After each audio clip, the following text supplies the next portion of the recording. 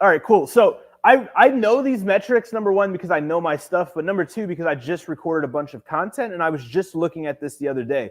So Forbes recently released an article talking about the amount of sellers on Amazon in 2021. So here's the amount of sellers in Amazon 2021.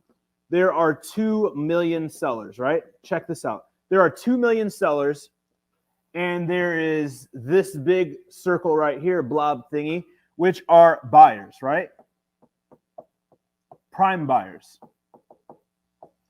This is 200 million, right? 200 million. So there's 2 million of us, people selling on Amazon, and there's 200 million Prime members. So this is a game changer when you look at the difference from 2 million to 200 million, right? It's like a 2-to-1 ratio. So when you're looking at, is this a viable business? Does this business make sense? Like doing product research and looking for products, am I going to ever find a product? Or all the good products taken? The reason why I showed you this is, number one, you guys probably have questions like, is selling on Amazon dead? Is selling on Amazon still make sense? And when I start product research, can I still find a good product? Are all the products taken, or are there products still available? Well, this shows you that there are still products available and that this business is still very viable. So when it comes to product research, there are tons of products, right? These are all the products out there, right? There's literally millions and millions and millions and millions and millions and millions of products. This is Amazon's catalog. Amazon's catalog. So what we do is we use a software. If you guys can't tell, I am an artist. I should have been an artist and not a teacher. That's a magnifying glass, not a circle shooting a laser beam. However, we use a software, which is Jungle Scout, by the way.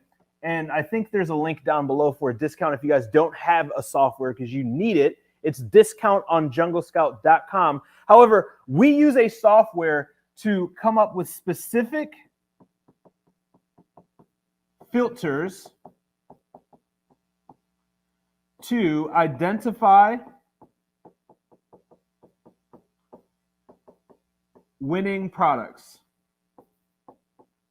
So what are those filters? And the reason why you need the software and the reason why we do this process when it comes to product research is because there's 250 million plus products. It's almost impossible. I wouldn't say it's impossible, but you would spend the rest of your life going through all of these products if you just went into Amazon's catalog and you went product by product by product by product by product. So what we do is we go into this software here and we start to list things like monthly sales, right? Monthly sales. Now, why are we using monthly sales? Well, if you want a product that's going to make you $3,000 to $10,000 profit per month, let's do the math. Success is math. Let's just say 3,000 because it's realistic and it's the bottom, it's the starting point, right? For a product to sell $3,000 profit worth of units, we need to sell 10 units per day at $10 profit on average. These are just round average numbers to give you guys an illustration. So if it's selling 10 units a day times 28 to 30 days in a month, we need to sell 300 units, all right? 300 units. We also want to make sure that reviews are under 1,000. Now, these are random numbers, and these are just a few filters, guys. So don't just take these filters and think you have the keys to the kingdom, because I could teach for 4 or 5 hours on this, because inside the AMZ formula and in our programs, product research is the longest module. I think it's like 6 or 7 hours because there's so much data. There's so many different ways to do product research. And here's why product research rocks. There is no one way to make product research. That's like if you go, I don't know if you guys like sushi. I'm going to use an analogy because I love sushi and I'm actually hungry. So that's how I came up with this analogy. However, if you like sushi or you like food and you went to different restaurants, you may notice that the same dish or the same style of dish is made differently at every single restaurant. Well, there's more than one way to do product research, and there's no right or wrong way. So that's why the modules are so long, because there's so many different ways to do it. There's so many different filters. There's so many different strategies. However, these are a few that work really, really well. So monthly sales over 300 to try to find a product that's going to make us around $3,000 net profit per month. Reviews under 1,000. Why under 1,000? We're trying to gauge saturation or competition, right? So one of the easy ways to gauge competition is to see how many sellers there are, one, and number two, what is the average reviews of the seller selling? So when you go into the software and you're typing in all these filters, you can actually control, show me products that are selling 300 units a month where the average is under 1,000 reviews. This is a good indicator that that product is not super saturated. If we go in here and we don't have this, it's going to show us some products that have 10,000, 12,000, 15,000 reviews. What do high reviews tell us? Because this is just data, right? There's no emotion about, do I like the product? There's no emotion about, I think the product will do well. What is the data telling us, right?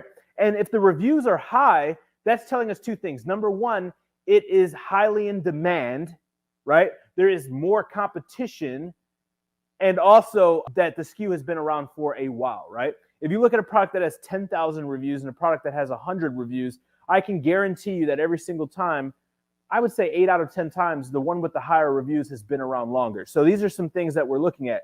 We're also looking at a product that is selling or sells for above $12. Why are we doing this? Because it's hard to get the margins.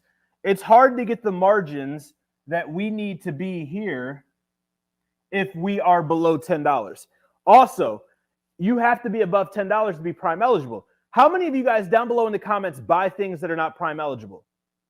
Right? Now let me flip the script. How many of you guys only buy things if it has that blue check mark and the blue words Prime next to it? I can tell you this.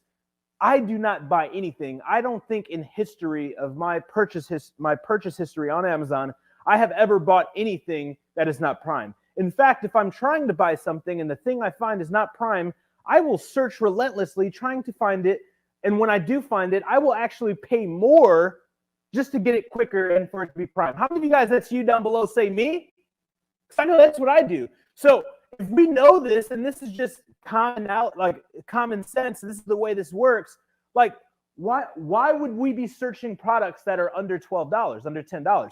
So, and I'm not going to go through all of these because I could be here for hours, but we're using the software. So it's very simple. Number one, we understand there are significantly more buyers than there are sellers night and day. I'm talking about 2 million of us, 200 million of them, right? Number two, we understand there's 250 million products on Amazon. Products exist, right? True or false down below, all products on Amazon sell. True or false down below, talk to me. What if I find a product and it doesn't sell? How many of you guys had that question, right? All products on Amazon sell. If it makes it to the category, if it makes it to the catalog and it is live, it will sell if it is visible.